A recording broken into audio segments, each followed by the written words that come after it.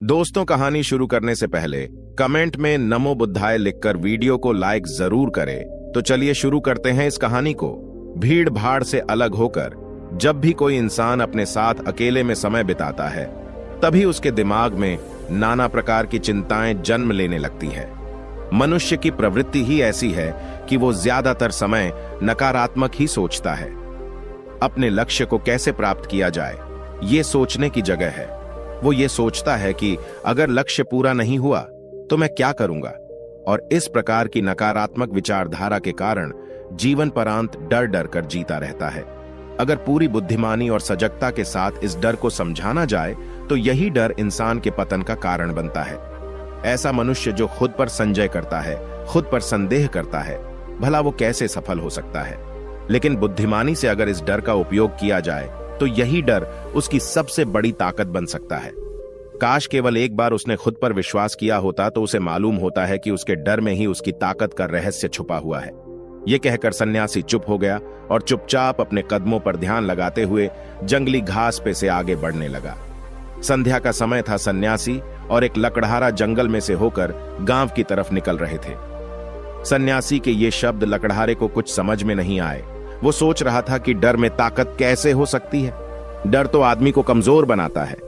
अपने मन की उत्सुकता को जब वह काबू नहीं कर सका तो उसने सन्यासी से पूछा कि महात्मा, ना आप ये क्या कह रहे हैं कि डर में ताकत होती है? डर तो आदमी को कमजोर बनाता है, उसे तो अपना डर दूर करना चाहिए। करारा अपनी बात पूरी कर पाता उससे पहले ही उसे एक शेर की दहाड़ सुनाई दी। शेर की गर्जन सुनकर लकड़हारे का रोम रोम कांप गया। उसके कान खड़े हो गए। जंगल से आती एक एक आहट उसे साफ सुनाई दे रही थी। उसके कदम वहीं पर जम गए थे। वो भी नहीं पा रहा था। उसे पता था कि थोड़ी सी हरकत उसकी जान जोखिम में डाल सकती है। उसका दिल तो तेजी के साथ धड़क रहा था, लेकिन फिर भी वो अपनी सांसों पर काबू पाने का प्रयास कर रहा था।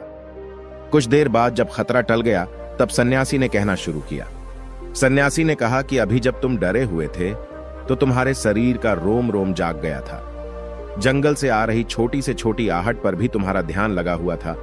तो इस प्रकार अपने मन के डर के कारण तुम होश में आ पाए, तुम पूरा ध्यान लगा पाए। इससे पहले जब तक तुम्हें शेर की दहाड़ सुनाई नहीं दी थी तब तक तुम अपने विचारों में खोए हुए थे। लेकिन जैसे ही तुम्हें शेर की दहाड़ सुनाई दी, वैसे ही तुम्हारे सारे विचार गायब होकर हम वर्तमान में उपस्थित हो गए थे। यदि तुम्हें अभी शेर से बचकर भागना होता या फिर उससे लड़ना होता तो तुम्हें अपने शरीर की वो क्षमता देखने को मिलती जो आज तक जीवन में तुमने खुद भी महसूस नहीं की होगी। जब कोई कुत्ता तुम्हारे पीछे दौड़ता है, उस समय तुम्हारी जो रफ्तार होती है वो तुम्हारी आम जिंदगी से कहीं ज्यादा होती है। साधारण जीवन में तुम इतने तेज नहीं दौड़ पाओगे जितना कि एक कुत्ते के सामने दौड़ पाओगे।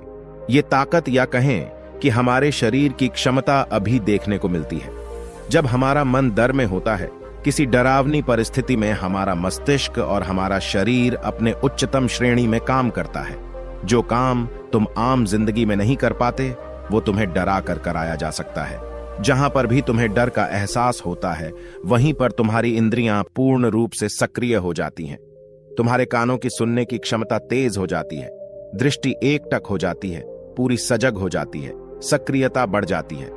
और जैसे जैसे वो डर खत्म होता है वैसे वैसे तुम सुप्त अवस्था में चले जाते हो। तुम सो जाते हो और तुम्हारे इंद्रिय फिर से आराम की स्थिति में चली जाती है। सन्यासी ने लकड़हारे से कहना जारी रखा कि परीक्षा से एक दिन पहले जो याद करने की तुम्हारी गति होती है वो साधारण याद करने की क्षमता से कहीं तेज होती है। सिर्फ एक बार याद किया हुआ तुम्हें परीक्षा के समय याद रह जाता है, और तुम जानते हो कि ये सब परीक्षा के डर से ही होता है। इसीलिए डर को दूर करने की जगह इंसान को यह सोचना चाहिए कि वो अपने डर को ताकत कैसे बना सकता है। जिस प्रकार सुख और दुख, प्रकाश और अंधेरा एक ही सिक्के के दो पहलू होते हैं, उसी प्रकार डर और ताकत भी एक ही सिक्के के दो पहलू होते हैं। जिस प्रकार रोशनी के बिना अंधेरा पूर्ण नहीं होता, सुख के बिना दुख पूर्ण नहीं होता, उसी प्रकार डर के बिना ताकत का भी कोई महत्व नहीं है। लकड़हारा सन्यासी के ज्ञान से बहुत प्रभावित हुआ। उनके चरणों में नतमस्तक हो गया और उनसे पूछा कि महात्मा, अंधेरे को तो दिया जलाकर रोशनी से भरा जा सकता है, लेकिन अपने डर को ताकत में कैसे बदले? इसके लिए कोई उपाय बताएं।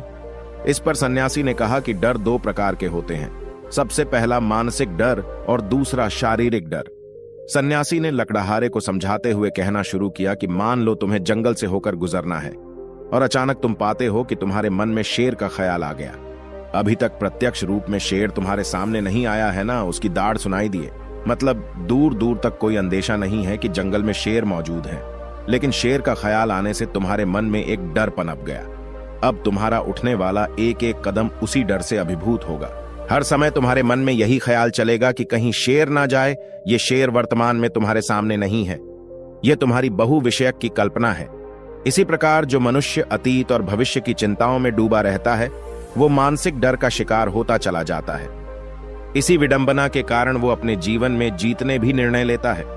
वो सारे मानसिक डर से ग्रसित होते हैं। इसीलिए ज्यादातर मनुष्य पूर्ण रूप से अपने निर्णय पर भरोसा नहीं कर पाते हैं, और यही निर्णय या फिर फैसले जो आधे मन से लिए जाते हैं, मनुष्य के कार्य को पूरा नहीं होने देते। लेकिन यह भी सत्य है कि मानसिक डर के कारण ही इंसान अपनी तैयारी पूरी करता है। अगर तुम्हारे मन में शेर का ख्याल नहीं आएगा तो तुम शेर से सुरक्षा के लिए कोई भी कदम नहीं उठाओगे, लेकिन अगर तुम्हें शेर का ख्याल आ गया तो तुम उससे सुरक्षा के लिए कोई ना कोई तरीका जरूर अपनाओगे। तो इसीलिए मानसिक डर बेकार नहीं होता, वो आपकी सुरक्षा को और ज्यादा मजबूत भी करता है। लेकिन समस्या तब शुरू होती है जब आप चाहकर भी कुछ नहीं कर सकते, लेकिन उसके बावजूद आप मानसिक डर झेल रहे होते हो। उदाहरण के लिए कुछ मनुष्य हमेशा ये सोचते रहते हैं कि उन्हें कोई बीमारी ना हो जाए, कहीं उनके साथ कोई दुर्घटना घट जाए, कहीं उनके साथ कोई धोखा ना कर दे। लेकिन इन सब घटनाओं पर उनका कोई जोर नहीं होता है, ये उनके हाथ में नहीं होता है। अगर दुर्घटना होनी होगी तो होगी ही, अगर बीमारी होनी होगी तो होगी ही। अच्छा खान पान और अच्छी दिनचर्या का पालन करने के बाद भी अगर कोई मनुष्य बीमार हो जाता है तो ये उसके नियंत्रण के परे की बात है। अपनी तरफ से उसने पूरी कोशिश की और यही उसका कर्तव्य था। उसमें कोई कुछ क्या कर सकता है। जो घटनाएं इंसान की पहुंच के परे होती है, वो उनसे भी परेशान होता रहता है, उनसे भी उसका मन घबराता रहता है, और यही मानसिक डर उसके पतन का कारण बनता है। और यही मानसिक डर अगर सही तरीके से इस्तेमाल किया जाए तो मनुष्य समझदार और अनुभवी कहलाएगा। जो इंसान ये सोचता है कि कांटे सिर्फ दर्द देने के लिए ही बने हैं, वो ये भूल जाता है कि कांटे ही फूलों की रक्षा करते हैं। इसी प्रकार एक ज्ञानी मनुष्य किसी भी चीज का उपयोग अपने सकारात्मक तरीके से कर सकता है, लेकिन एक अज्ञानी मनुष्य है अपनी अज्ञानतावश उन चीजों को भी छोड़ देता है जो उसके लिए उपयोगी होती है। विवेकशील मनुष्य फेंके गए पत्थरों का भी महल खड़ा कर लेता है, लेकिन एक वैज्ञानिक मनुष्य उन पत्थरों को दूसरों पर फेंकता रहता है। अगर किसी मनुष्य को अपने मानसिक डर को ताकत में बदलना है तो उसके कुछ नियम हैं, कुछ उपाय है। सबसे पहला उपाय, अपने विचारों का निरीक्षण। अगर हम अपने जीवन में अपने विचारों का निरीक्षण करेंगे तो हम पाएंगे कि ज्यादातर विचार हमारे काल्पनिक होते हैं, और इसीलिए जो डर उन विचारों के कारण पनपता है वो भी काल्पनिक होता है। ज्यादा सोचने वाले लोगों को जब सोचने के लिए कुछ नहीं मिलता तो वो निरर्थक बातों के बारे में सोचने लगते हैं, और वो बेकार के विचार उसे तो परेशान करते ही हैं, साथ के साथ उसके परिजनों को, उसके सगे संबंधियों को भी परेशान करते हैं। इसीलिए ज्यादा सोचने वाले लोगों को यह समझना चाहिए कि मन में उठ रहे तमाम विचारों में से काम के विचार कौन से हैं और बेकार के विचार कौन से हैं। जो निरर्थक विचार हो उन्हें दूर करते जाओ, और जो सार्थक विचार हो उनको गहराई से सोचना शुरू करो। तभी तुम्हारी समस्याओं के, तुम्हारी उलझनों के उपाय निकलेंगे। मानसिक डर को दूर करने का दूसरा उपाय है उसका सामना करना। इसका मतलब यह नहीं है कि तुम शेर के सामने जाकर खड़े हो जाओ, बल्कि इसका मतलब यह है कि पूर्ण सुरक्षा के साथ तुम जंगल में जा रहे हो। यदि जंगल में जाना बहुत आवश्यक है तो तुम शेर के डर से अपने घर पर नहीं बैठ सकते हो। इसी प्रकार मनुष्य के जीवन में बहुत सारे डर होते हैं, जैसे कि परीक्षा का डर, लक्ष्य ना पाने का डर, झूठ बोलने का डर, सच के पता लग जाने का डर, अपनों को खो देने का डर, दुर्घटना हो जाने का डर। लेकिन जैसे जैसे समय के साथ इन डरों का सामना किया जाता है, वैसे वैसे ये डर जीवन से दूर होते चले जाते हैं। अगर तुम इनसे बचने का प्रयास करते हो तो ये जीवन भर तुम्हें सताते रहेंगे। ये तभी दूर हो सकते हैं जब तुम इनका सामना करो। कुछ लोगों को तो दूसरों के सामने खुलकर बात करने में भी डर लगता है। ऐसे लोगों को अनजान लोगों से बात करनी चाहिए। जितना ही वो लोगों से बात करेंगे उतना ही उनके मन का डर दूर होता जाएगा। मानसिक डर को ताकत में बदलने का तीसरा उपाय है अपने डर को स्वीकार करना। बहुत से लोग अपने जीवन में अपने डर को स्वीकार ही नहीं कर पाते।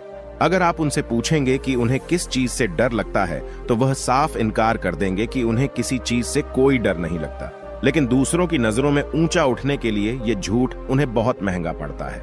अगर वो अपने डर को स्वीकार करना नहीं सीखेंगे तो वो जीवन पर्यंत उस डर से मुक्त नहीं हो पाएंगे। इसीलिए समझदारी इसी में है कि अपने डर को स्वीकार कर लिया जाए। अगर आपको किसी चीज से डर लगता है तो किसी से शर्माने की या झिझकने की जरूरत नहीं है। हर मनुष्य को, हर इंसान को किसी ना किसी चीज से डर लगता ही है और आप पाएंगे कि जैसे ही आप अपने डर को स्वीकार करते हैं वैसे ही आपका डर खत्म होना शुरू हो जाता है। और जितना ही आप अपने डर को छुपाने की कोशिश करेंगे आपका डर उतना ही मजबूत होता चला जाता है। ये सारे तरीके तुम्हारे मानसिक डर को दूर कर सकते हैं, लेकिन शारीरिक डर को दूर करने के लिए तुम्हें दूसरे तरीके अपनाने होंगे। सबसे पहले यह समझो कि शारीरिक डर कौन सा होता है। मान लो तुम किसी जंगल से गुजर रहे हो और अचानक तुम्हारे सामने शेर आ जाता है। तुमने पहले नहीं सोचा था कि शेर तुम्हारे सामने आ सकता है, लेकिन जब वो तुम्हारे सामने आता है तो तुम्हारी सारी शारीरिक गतिविधि या शिथिल हो जाती है। तुम्हारी सांसें अटक जाती हैं, मस्तिष्क काम करना बंद कर देता है और तुम्हारा दिल तेजी के साथ धड़कने लगता है। तो इसीलिए जब बिन सोची बात हमारे साथ घटित होती है तो हमारा शरीर उस डर को महसूस कर पाता है और वही शारीरिक डर कहलाता है। ऐसे समय में शारीरिक डर को दूर करने के कुछ उपाय हैं, कुछ तरीके हैं। सबसे पहला उपाय तो यही है कि अपने ऊपर संयम रखें। जब किसी मनुष्य के साथ बिन सोची बात घटती है तो सबसे पहले उसका संयम टूट जाता है और संयम टूटने के साथ उसका मस्तिष्क काम करना बंद कर देता है और इसी वजह से सोचने और समझने की प्रक्रिया भी रुक जाती है, क्योंकि हमारा शरीर उसी प्रकार कार्य करेगा। इस प्रकार हमारा मस्तिष्क उसे निर्देश देगा। अगर मस्तिष्क की सोचने समझने की शक्ति खत्म हो गई तो हमारा शरीर भी शिथिल हो जाता है। तो इसीलिए अगर कठिन समय में मनुष्य अपने ऊपर संयम रखता है तो उसका मस्तिष्क सही तरीके से काम करता है और वो सही निर्णय लेकर उस परिस्थिति से तत्काल बाहर आ सकता है। यहाँ पर दूसरा उपाय समझने का यह है कि जीवन में कुछ भी घटित हो सकता है। जीवन बड़ा चमत्कारिक होता है, वो हमारी सोच के अनुरूप नहीं चलता, बल्कि उसमें कुछ भी हो सकता है और यही जीवन की खूबसूरती होती है। अगर आपको आज ही पता चल जाए कि आने वाले 10 साल तक अब क्या कर पाएंगे तो आपकी जीवन में से रुचि खत्म हो जाएगी। लेकिन अगर जीवन एक रहस्यमयी किताब की तरह बना रहेगा तो आप अपने जीवन से कभी नहीं थकेंगे। आपका जीवन आपको आश्चर्यचकित करता रहेगा। इसीलिए यह समझो कि जीवन में कुछ भी घटित हो सकता है, तुम्हारी सोच से परे भी घटित हो सकता है। इसीलिए कुछ अनुमान मत लगा लेना। किसी सोच को लेकर सन्यासी ने अपनी बात खत्म करते हुए कहा कि इन तरीकों से तुम अपने मानसिक और शारीरिक डर को दूर कर सकते हो और आनंद से भरा हुआ जीवन जी सकते हो। तो दोस्तों, कैसी लगी ये कहानी आपको कमेंट सेक्शन में जरूर बताना, और अच्छी लगी हो तो इस चैनल को सब्सक्राइब करके नोटिफिकेशन बेल को जरूर प्रेस कर देना। तो मिलते हैं अगली कहानी में, तब तक के लिए अपना ख्याल रखें।